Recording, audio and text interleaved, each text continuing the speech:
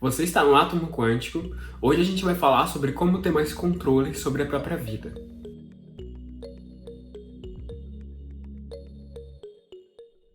Nós utilizamos esse termo para o título propositalmente para atrair mesmo a atenção, só que a gente vai explicar o porquê que o que a gente vai dizer é diferente daquilo que a gente está acostumado a lidar. Normalmente a gente associa o controle a pegar a rédea da própria vida e direcionar os caminhos, os rumos, manejando, decidindo, influenciando de forma direta ou indiretamente os resultados que a gente vai obter. Quem vai participar, quando acontece, etc.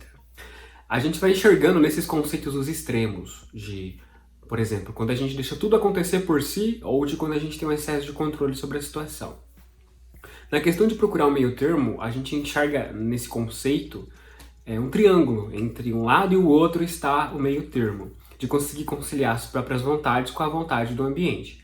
Esse lance é um estudo filosófico, me fugiu o autor desse estudo, mas só para deixar claro que alguém já falou isso antes daqui, tá? Mas voltando ao assunto. A gente também entende que existe a teoria do caos, que na realidade é uma prática do caos, né? Que se consiste no fato de que tudo aquilo que deixa de ter um objetivo, um norte a seguir, um propósito bem definido, tende a ir ao caos. Porque o caos é uma das maneiras de permitir que o multiverso continue se movendo. Então, a vontade do ser humano, normalmente, no que a gente vive hoje, no que a gente conhece, é a inércia, é a zona de conforto, né? De ter o mesmo tanto de salário, trabalhar no mesmo lugar, viver na mesma casa, com as mesmas pessoas, etc. Então nós temos essa preferência, porque isso nos faz sentir confortáveis. Então a gente vai entendendo com isso essas crenças que nos foram colocadas de que mantenha a estabilidade. Nesse conceito de manter a estabilidade, a gente tem que forçar o controle do que fazemos, quando fazemos, por que fazemos, quem entra, quem sai, etc. Quando a gente começa a confiar no universo, a gente começa a abrir a mente para esses conceitos. E é uma questão que muitas vezes pega o indivíduo. Nós falamos dessa questão de manter o controle sobre a própria vida. Nessa questão é a gente ter o controle de nós, mas também entendendo a necessidade do entorno. Uma das coisas que acontecem, muito que a gente vê acontecendo, existe uma palavra que é pouco utilizada, e aí de repente todo mundo começa a usar essa palavra. Ela fica tão banal que ela perde o sentido real. Não só palavras, mas como tudo. Por exemplo, o sexo que a gente vê, né? A gente poderia ter visto há um tempo atrás o sexo como uma prática de amor entre duas pessoas, uma demonstração de afeto. Só que ficou tão banal, né, tão automático, que é uma coisa que perde sentido.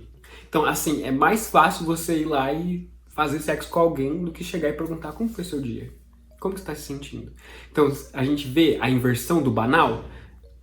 O contato físico é mais fácil de lidar do que ter uma conversa com outra pessoa. Profundidade de conexão. Falando nessa questão, a gente começa a entender também a banalização de palavras como amor, controle, onde a gente começa a converter, subverter esses conceitos àquilo que nós acreditamos. E a gente deixa de enxergar aquilo como é de verdade, o significado que tem aquilo. No ponto de entender o amor, por exemplo.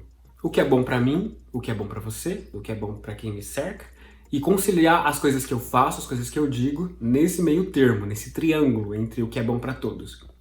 Essa é uma questão difícil de chegar justamente pelas crenças que nós temos. Do imediatismo, de que tudo é pra ontem, todas aquelas coisas que a gente já está acostumado a ver por aí. Mas nessa questão do controle, é possível também enxergar linhas de como as coisas são direcionadas. Por exemplo, existem indivíduos que eles dão norte algum ao que fazem. Eles se moldam pelas circunstâncias. Então eles são prisioneiros do destino, por assim dizer, né? O universo os orienta a todo momento. Então, se nós analisarmos a profundidade da questão, é como se o ego tivesse totalmente suprimido, né? Ignorado.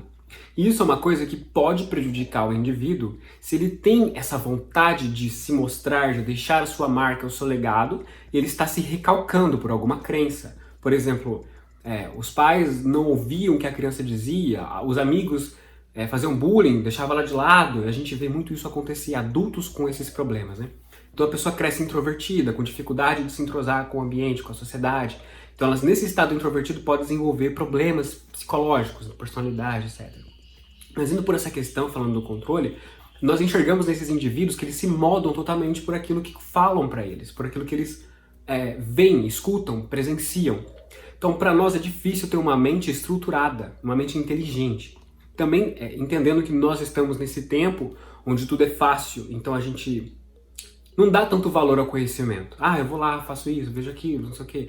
E nós vamos fugindo do conhecimento para tentar nos conformar ao que nós estamos, que a gente estava falando dessa sede pela estabilidade. Então, se eu estudo, eu sempre vou estar me movendo. Agora, se eu paro de estudar, eu posso sentar aqui e deixar a vida acontecer. Mas falando nessa questão, a gente vai enxergando esses problemas. Porque a pessoa que se deixa levar pelas circunstâncias, ela dificilmente tem um senso próprio.